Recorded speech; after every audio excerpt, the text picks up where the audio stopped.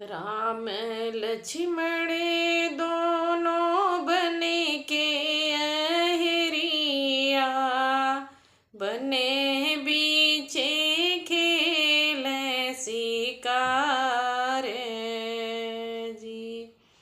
खेलते खेलते भय ठीक दोपहरिया, राम के लागे पियास जी। जो केहू होते ही सुरही नगरिया, बुनाए के पनिया पियावते जी।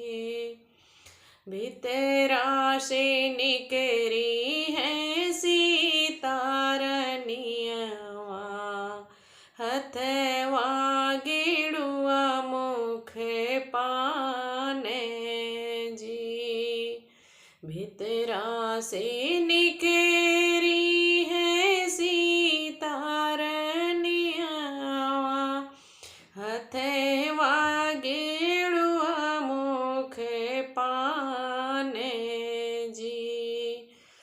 पनिया तो पियो मोरे राज दुलरुआ, पानी भी ना उठे को भिड़ाए जी।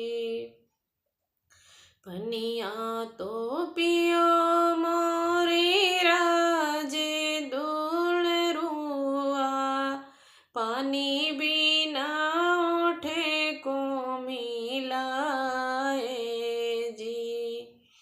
के करे हयु तू ही बारी दुलारी, के करे हयु तू पतो है जी। के करे ही सुते कुले ब्याही बाट्यो, पनिया तो पियबै बिचारी जी।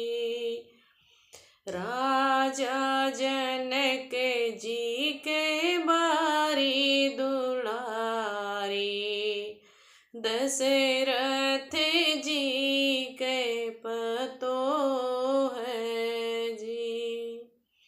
राजा जनक जी के बारी दुलारी,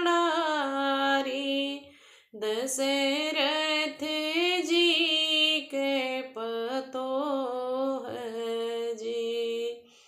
राम के सुत कुल ब्याही बाटी, पनिया तू पियहु बिचारी